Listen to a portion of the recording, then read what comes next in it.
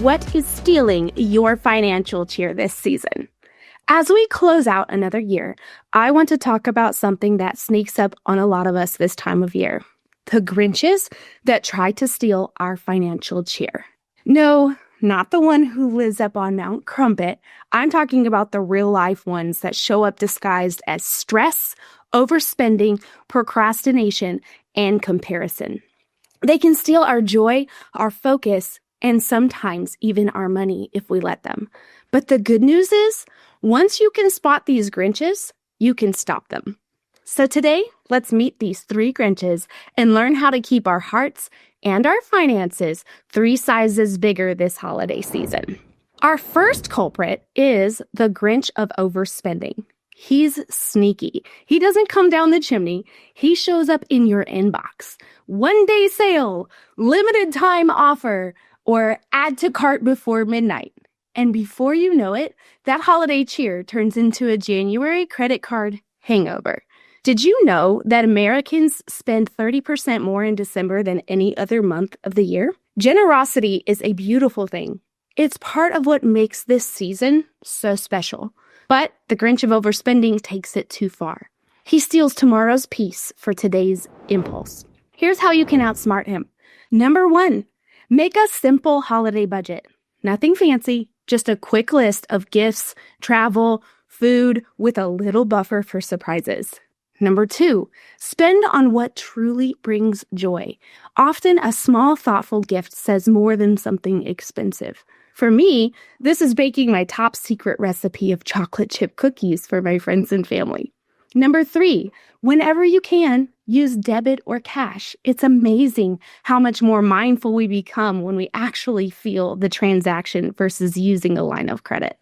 The bottom line, when you plan your spending, you stay in control.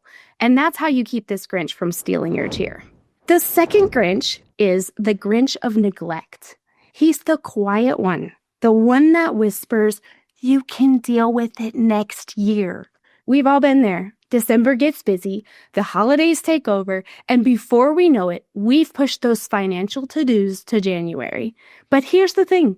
Small moments of neglect now can cost us big later. So let's beat this Grinch with some quick, high-impact actions before year-end. First, automate your savings. Even $25 a week builds momentum.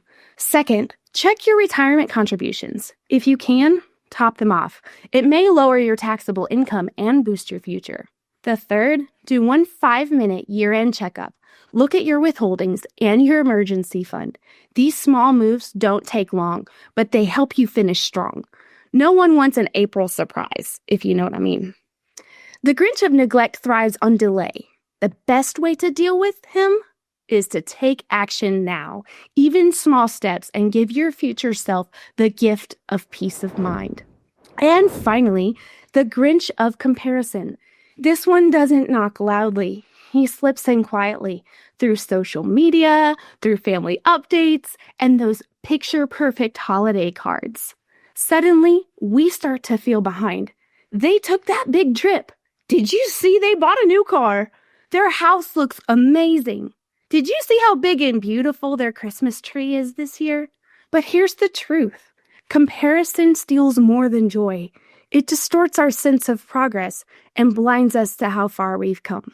When you compare your finances to someone else's, you're looking at their highlight reel, not the behind the scenes.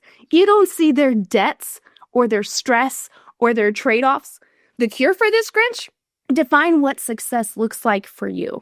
My family and I lived in an RV for a few years until recently we are back in a home. My kids were so excited to have a regular-sized Christmas tree this year for our house, but I was so intent on not breaking the budget and not going against my principles of waiting until after Christmas clearance to purchase next year's decorations. It's really the best time, plus it's close to my birthday in January, so I justify the purchase as a birthday splurge. But I had already started noticing my neighbors' trees going up and my friends on social media with their picture-perfect holiday decor. So, what did I do? I set a budget and hopped on over to my favorite place, which you may have guessed it, is a thrift store. There's a local one that always seems to have exactly what I need and for a great price. To no surprise, they had plenty of donated trees and decorations out ready to be thrifted and repurposed.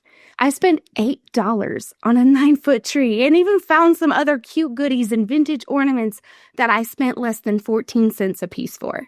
I went home, whipped up some old-fashioned salt dough for my kids to make homemade ornaments, dehydrated some oranges, and found some velvet ribbon I had laying around.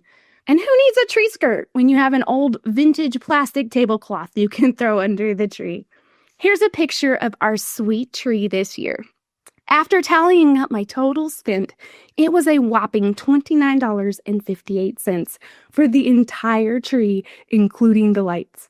My kids are happy that we have a tree. We made incredible, joyful memories, hand-making most of the ornaments, and my budget is grateful that we can now splurge after Christmas on the clearance decor for next year and for my birthday present.